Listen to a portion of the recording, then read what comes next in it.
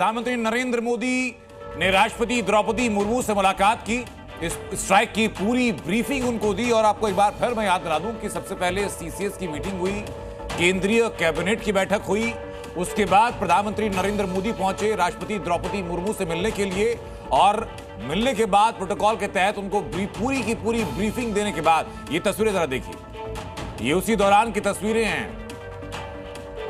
सशक्त भारत, नए दौर के भारत की एक और कामयाबी की कहानी की ये खुद एक तस्वीर है, जहां प्रधानमंत्री नरेंद्र मोदी राष्ट्रपति को ब्रीफिंग दे रहे हैं इस पूरी स्ट्राइक के बारे में। और उसके पहले कैबिनेट में इस बारे में चर्चा भी हुई, और उसके पहले सीसीएस की ब्रीफिंग भी हुई थी। ये सारी चीजें सिलसिलेवार तरीके से अभी तक पिछले कुछ घंटों के अंदर हो रही है। कल सर्वदलीय बैठक भी बुलाई गई है, ये बताने के लिए, दिखाने के लिए कि ऐसे वक्त में राष्ट्रीय राजनीति का रुख क्या है, क्या एक रुखता है। जुड़ी बख्शी साहब, अपनी बात आप पूरी कीजिए सर। और एक बात और आप बताइए कि जिस 2.5 फ्रंट की बात जनरल लेफ्टिनेंट बिपिन रावत लगातार करते थे, वो आधे फ्रंट से कैसे निपटा जाए सर, जो देश के अंदर रहता है। ये ओवरग्राउंड वर्कर्स उन्हीं की पैदाइश है, उन्हीं की देन है।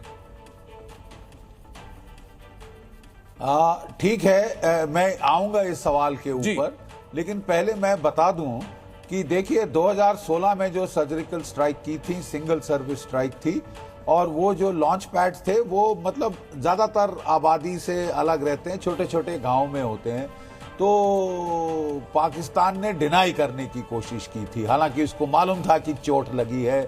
जो भी सिग्नल इंटरसेप्ट्स वगैरह आए थे उनमें क्लियर था कि इनको चोट लगी है, ठीक है। और उसके पश्चात 2019 में जब हमने बालाकोट की एयर स्ट्राइक करी, बहुत मुफीद टारगेट थी, लेकिन वो थी बिल्कुल आबादी के इलाकों से दूर।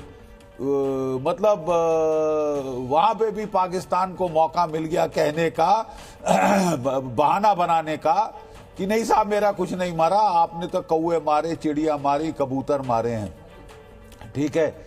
इस बार साहब आपके मरकज़े सुभान अल्लाह इत्यादि का मिलिया मेट कर दिया गया है, रबल को रिड्यूस कर दिए हैं। वो कितने सालों से शहरों के बीचों बीच जो थे, ठीक है, ताकि विजिबल टारगेट्स को स्ट्राइक किया गया है, ताकि कोई शक ना रहे, न पाकिस्तान को, न दुनिया वालों का, न हमारे देश के कुछ डाउटिंग थॉमसेस को, ठीक है, कोई शक ना रहे कि मारी है, बता के मारी है, और ऐसी करारी चोट मारी है कि तिलमिलाते रहेंगे। जीडी बख्शी सर, हर स्ट्राइक के बाद भारत का एक कड़ा मैसेज जाता है पाकिस्तान को। ये जो मसूद अजहर अब रो रहा है, छाती पीट रहा है कि इससे अच्छा होता कि मैं मर जाता, ये मैसेज हाफिज सईद और जरगर पर गया होगा। क्या गया होगा कि छोड़ दो आतंक का रास्ता, सरेंडर कर दो।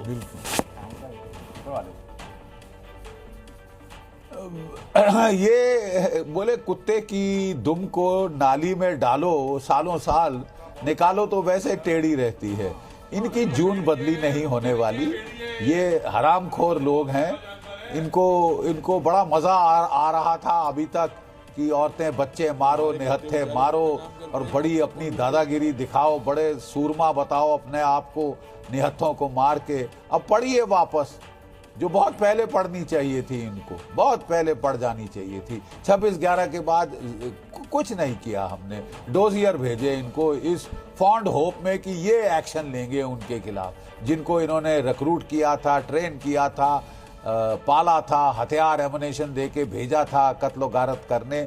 अब वो उनके खिलाफ एक्शन लेंगे। वो कोई एक्शन नहीं लेंगे, एक्शन हमको लेना था और अब हमने ले लिया है। एक नहीं, 9 टारगेट हो। एक चीज मैं और जानना चाहूंगा सर कि आसिम मुनीर के बारे में कोई इनपुट आ रही है सर आपके पास? कहां हैं, क्या हाल है, क्या हो रहा है, क्या नहीं हो रहा है?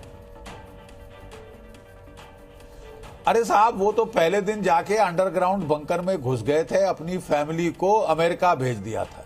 हमने पहली बार सुना है कि एक सर्विंग आर्मी चीफ ने, जो युद्ध की कगार पे हो, अपनी फैमिली को भगा देता है, उड़न छू करा देता है?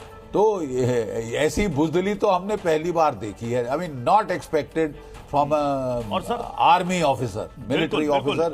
और जीडी बख्शी नहीं दौड़ते। ये गवाही तो पाकिस्तान के लोग दे रहे हैं। एक बहावलपुर का शख्स ये कह रहा है कि हमारी फौज कहां सो रही थी, हिंदुस्तान ने घुस करके मारा है। ये वहां का बयान है। और वहां की मीडिया में यह भी चल रहा है कि वहां पर पाकिस्तानी फौज को कहा जा रहा है चुल्लू भर पानी में डूबकर मर जाओ, हमारे टैक्स के पैसे से पलते हो, कहीं बिल में जाकर घुस जाओ। ये वहां पर पाकिस्तानी मीडिया में कहा जा रहा है। वहां के लोग कह रहे हैं शर्म करो पाकिस्तानी फौज। नहीं, बिल्कुल बिल्कुल शर्म करनी भी चाहिए।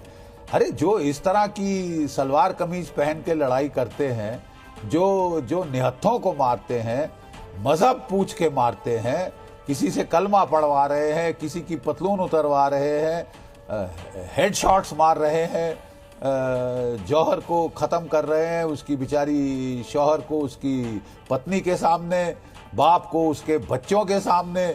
ये तो हैवानियत की हद हो गई साहब। इस बार आई थिंक ये ऑपरेशन सिंदूर बहुत अच्छा नाम दिया। हमारी बेटियों का संदूर तुम समझते हो तुम उजाड़ के सीटी मारते निकल जाओगे, तुम्हारी ऐसी तैसी कर देंगे। जिस भी बिल में घुसोगे वो बिल तुम्हारे सर के ऊपर जो है तबाह करके आ जाएगी, जैसे कि वहां टुकड़े टुकड़े हो गए मरकज़े सुभान अल्लाह के। साहब मैं लौटूंगा आपके पास। सर कुछ तस्वीरें मैं जरा दिखा देता हूं। कोटली में ये जो स्ट्राइक की गई ऑपरेशन सिंदूर के तहत, ये अब्बास टेररिस्ट कैंप है कोटली का, जिसके बारे में कहा जा रहा है, इनपुट ये भी कह रहे हैं कि लगभग 50 से 60 आतंकियों के एक साथ छिपने की, रहने की क्षमता इस कोटली के इस कैंप के अंदर थी, जिसको कि एक झटके में तबाह किया गया। लेकिन मैं क्योंकि देवराज साहब आपके पास में आऊंगा कि ये जॉइंट ऑपरेशन तो है, लेकिन इंटेलिजेंस लेड ऑपरेशन भी रहा, और मेरे ख्याल से ये खूबसूरती भी है कि इतने प्रिसीजन के साथ अटैक कर पाए 9 जगहों पर। आप देखिए, सबसे पहले तो मैं अपनी इंटेलिजेंस एजेंसीज को सलाम करता हूं।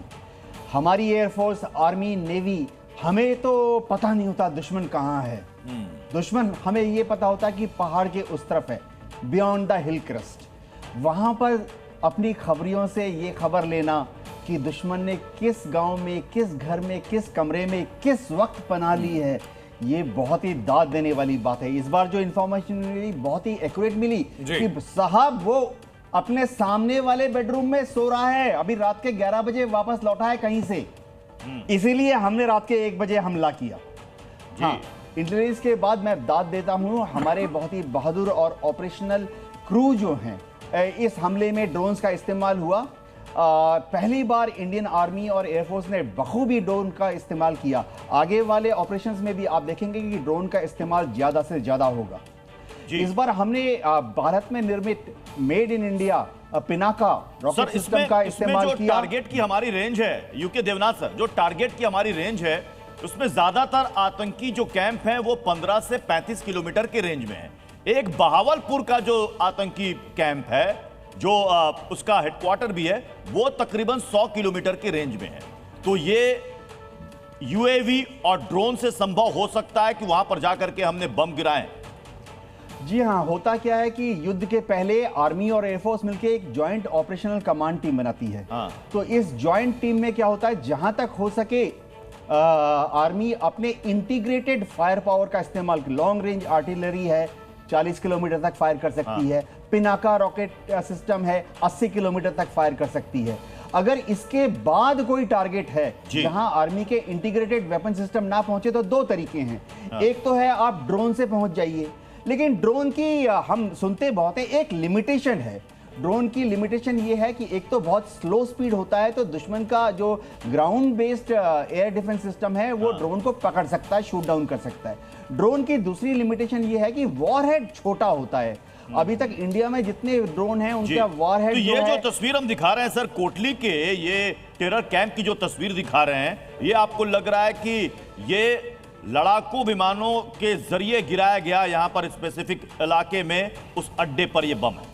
जी हाँ, इसमें कोई शक नहीं है। जो आप अभी फोटो दिखा रहे थे, ये एक डायरेक्ट हिट हुआ है 250 केजी यानी 500 पाउंड के बॉम्ब से।